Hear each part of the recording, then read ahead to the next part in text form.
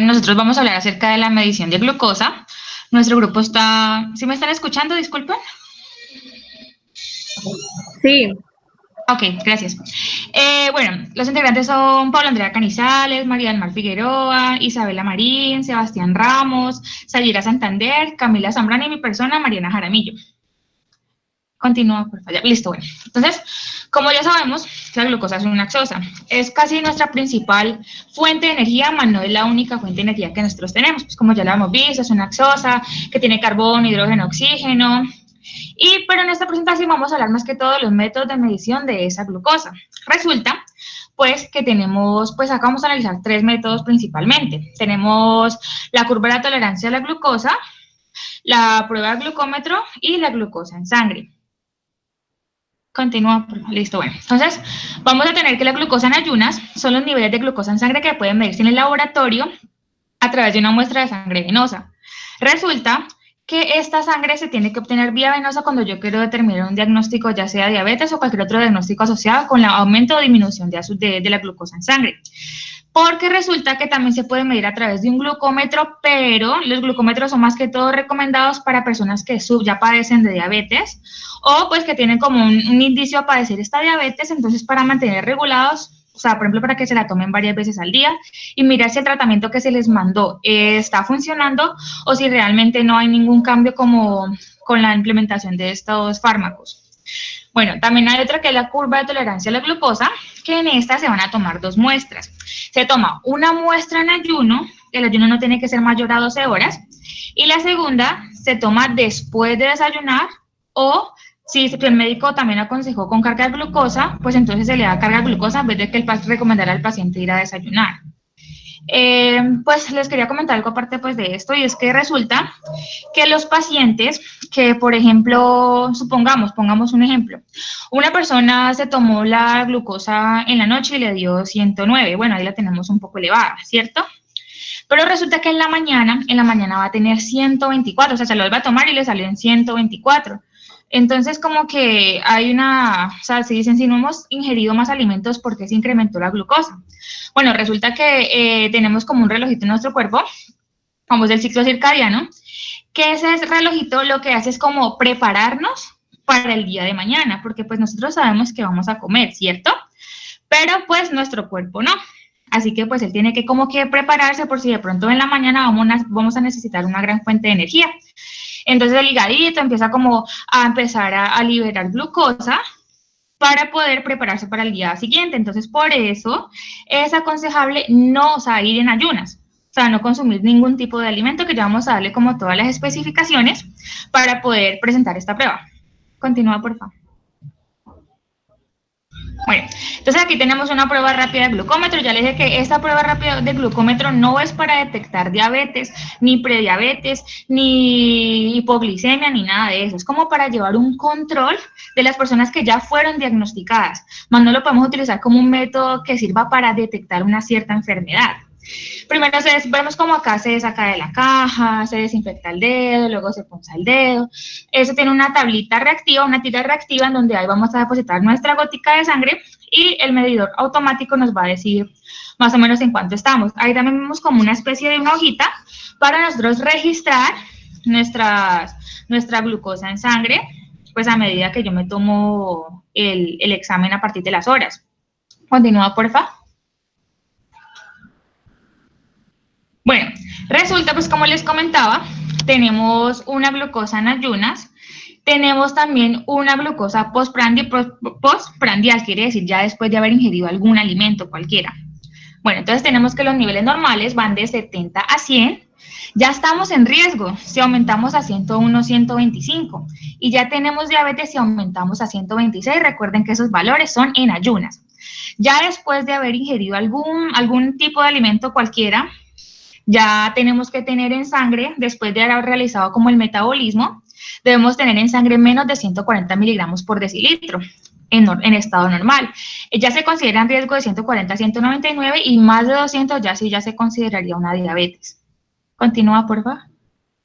Bueno, resulta que pues la prueba de diabetes es la prueba de glucosa es o sea, no tiene mucha ciencia que digamos. Resulta que después de haber extraído la muestra, se tiene que depositar en un tubito, un tubo de ensayo específico. En el caso de para medir glucosa vamos a utilizar el que es como color grisecito plateado. Él va a tener un aditivo de fluoruro de sodio y oxaloacetato, que eso es lo que es como que junta los iones de calcio para poder evitar que se realice la glicólisis dentro del frasquito. O sea, para evitar que todo eso se convierta a piruvato en el frasquito y poder medir realmente el nivel de glucosa así fijado para poder llegar como a un diagnóstico. Entonces, ese tubito, pues después de extraer la muestra, se mete a la centrifugadora porque resulta que la glucosa pues se mide en plasma. Después se mete en la centrifugadora, luego se saca, luego se le aplica como otro estabilizador y luego en un espectrofotómetro, creo que se llama así, en donde eso nos va a medir exactamente la cantidad de glucosa pues en ese tubito de ensayo. Continúa, por favor. Bueno, entonces aquí vamos a ver los requisitos previos antes de la muestra. Resulta que tenemos totalmente prohibido ingerir algún alimento. ¿Por qué? Porque resulta que, como les comentaba, tiene que ser como la prueba de curva de glucosa va a medir es cómo nuestro cuerpo reacciona a esa ingesta de glucosa. Entonces, primero tenemos que tener dos estados. Nuestro estado normal sin consumir ningún alimento y nuestro estado ya después de haber consumido alimentos para poder mirar cómo reacciona nuestro organismo a la ingesta de glucosa. No podemos tomar bebidas alcohólicas, no podemos haber hecho ejercicio el día anterior, porque recuerda que cuando hacemos ejercicio, pues nosotros quemamos energía, bueno, necesitamos mucha energía, y cuando necesitamos mucha energía se consume glucosa, así que de verdad no nos da una prueba confiable. Los medicamentos, depende del tipo de medicamento, porque resulta que si, por ejemplo, una persona no puede prescindir de esos medicamentos, o sea, una persona que de pronto sufre de la presión, que no pueda prescindir, se los toma común y corriente, pero esto debe ser como a criterio médico. Y pues el relojito que vemos abajo con la mano, vemos es que una persona debe disponer de tiempo. ¿Por qué? Porque, por ejemplo, a las 7 de la mañana le realizan el examen. Luego tiene que irse a desayunar o tiene que tomarse la carga de glucosa, pues depende del criterio médico. Y después de 2 horas, que se supone que según los estudios es el tiempo que demora como en asimilar nuestro cuerpo esa glucosa o en empezar como a digerirla o a metabolizarla, entonces ya ahí se toma nuevamente la muestra para poder, entonces es como un tiempito que debemos considerar. Yo creo que más o menos una mañana se puede tener en cuenta. Continúa.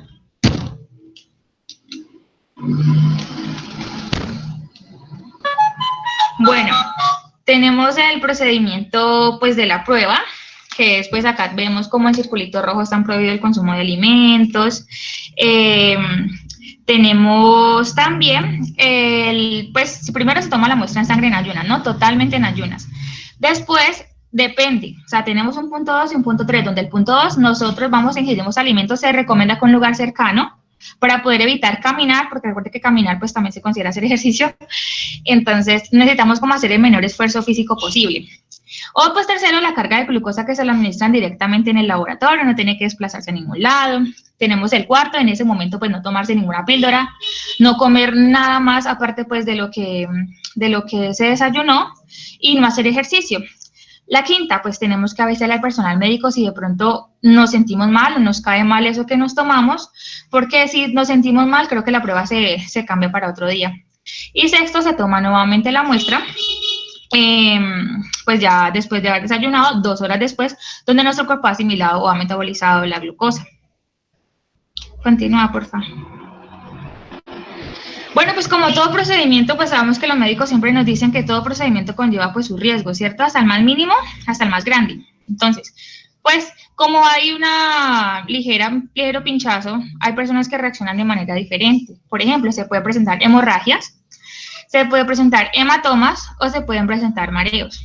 Entonces, son como, depende de las personas. No es muy común, pero pues no tampoco es una excepción para estos casos.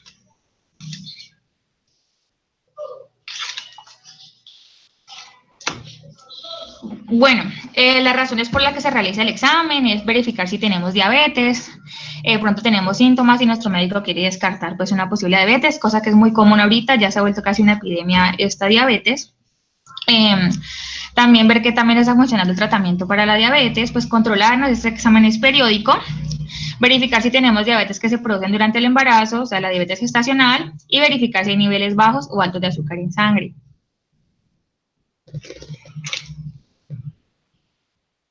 Aló. Buenas. ¿Me escuchan?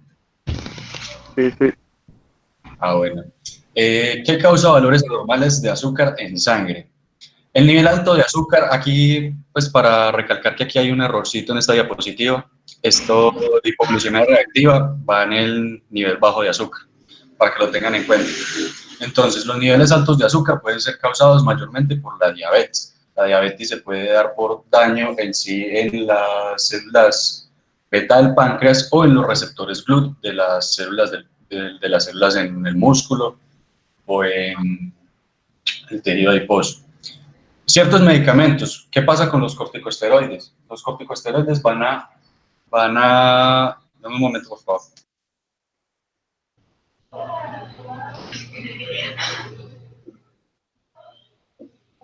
Listo.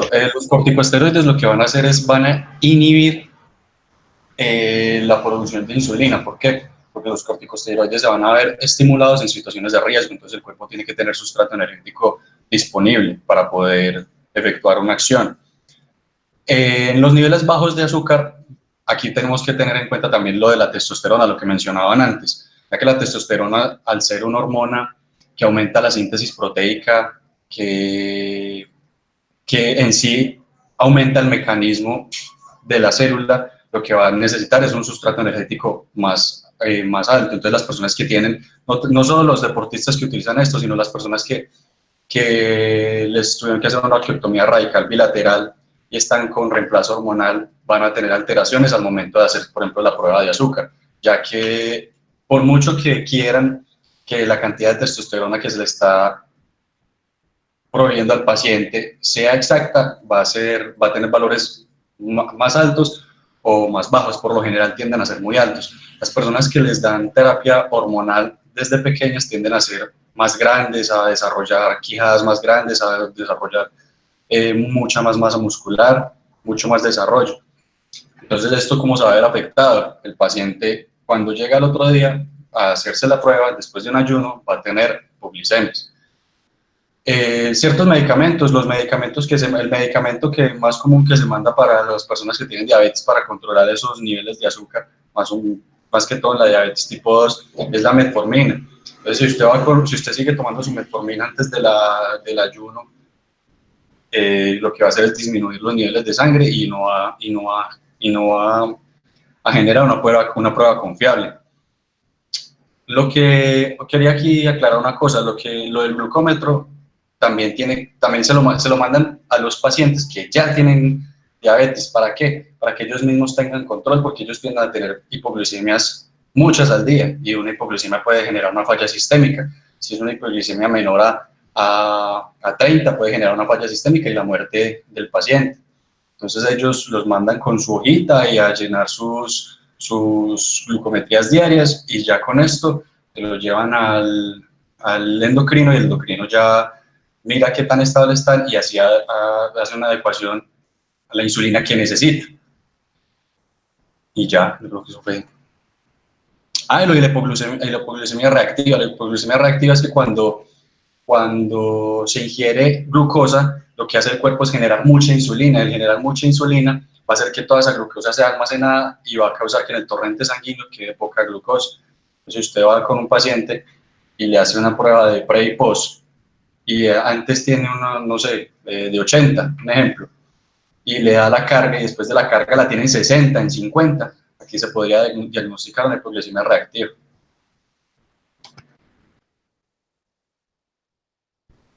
Bueno, muchachos, excelente trabajo. Todo muy claro.